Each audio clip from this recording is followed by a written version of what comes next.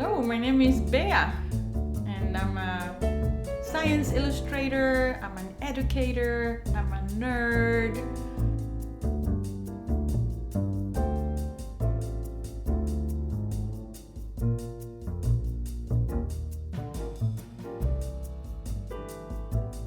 I love making art with children. I've been very lucky to be involved in 2 projects for Culture Days that had allowed me to bring nature drawing and nature journaling to schools. When teaching adults, I need to spend more time reassuring them that it's okay to make mistakes, so-called mistakes. There's a first step of making sure they feel safe. Adults often feel terrified of drawing. Teaching kids is amazing. Everything is possible. They come ready to go. They don't question what they cannot do. They just take their pencil and they go for it. They're open-minded to exploration and they notice things that we adults have completely overlooked. Their sense of wonder is intact. And they often have the most creative approach to observing nature and drawing stories from it. One of the things that I love the most about teaching is that I can give my students the tools to take their creativity to the next level.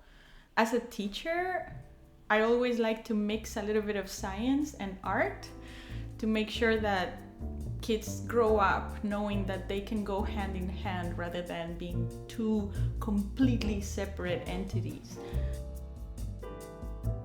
I remember very fondly going every Saturday morning to Creativity at the Cultural Center in Madrid. I guess they needed to find something for me to do because I was a very active child and I kept thinking and creating, and for me, the possibility of going to a class where creativity was all I had to do was very freeing and it felt very safe. I was given pieces of paper and prompts and all I had to do is create. I remember my grandma, who was an impressionist painter, coming to our home to teach me how to use a box of new oils that I got for Christmas. And I don't know how many hours or days we spent, but all I remember is a table full of paints and canvases and my grandma, who always wore a white coat when she painted, teaching me how to use it. I grew up thinking that people wearing white coats were painters because that's what my grandma wore when she painted. And later I found out that also doctors wear white coats. After I finished med school, it was a Fulbright scholarship that allowed me to go to the US to study medical illustration, and definitely having a medical background came very handy. During the grad show, a teacher from a different department came to compliment me on my natural science illustrations, and it was the first time that someone had ever told me, outside my family and friends, that something I had done was good. And I really was drawn to nature back then, but that was so meaningful. That meant to me that I could actually do something that was good. So for me, for my practice as an illustrator, being able to go outdoors with a sketchbook and capture my observations is vital. Not only I get to observe behavior and also observe like different shapes and forms that not even my imagination could come up with. I can also come back with a bunch of sketches and I can create really detailed illustrations that, of course, I could have taken a photo, but I think an illustration has also part of the artist in it. I'm lately into ink. In a way, sketching directly on ink has forced me to make a statement, be assertive, and be confident with my sketch and my drawing. I'm also drawn to sketching on toned paper when I'm outdoors because it's a very forgiving paper. I immediately have tone on the page and I can either add darkness or highlights. So in a way, it's very time efficient. When I sketch outdoors, my toolkit is small, is portable, and is light. And this allows me to put it on my backpack and do not think about it. I love living in Richmond because I'm very close to nature. I can ride my bike to farms, I can ride my bike to the library, I can go and sketch.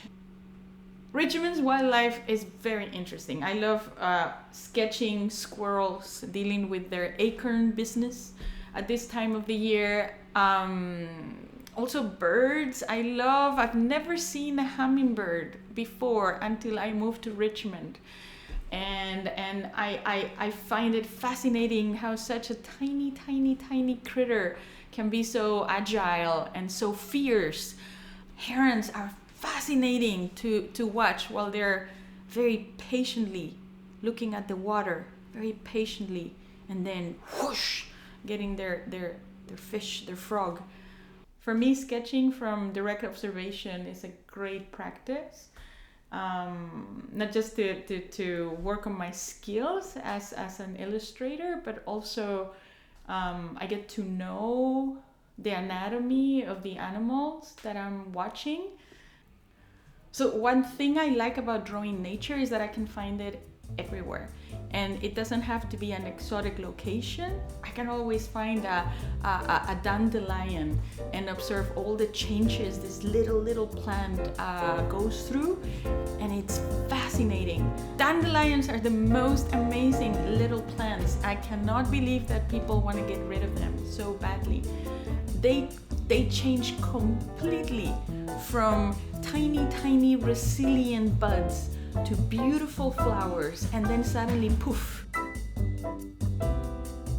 But I'm also drawn to unfamiliar places, and I really would love to sketch things that are completely new and different, like Antarctica or the desert, or sketching in the jungle. For me, sketching outdoors is a way to capture a moment in time. It's not just that thing, that animal, that tree, or that landscape or building that I'm seeing, but it also captures who I am at that time. And the things that I capture are different because I'm a different person every time. So I've sketched in places 5 years ago, and when I revisit those places and I sketch again, it is a complete different drawing because I'm a complete different person. My name is Bea, and I love drawing nature.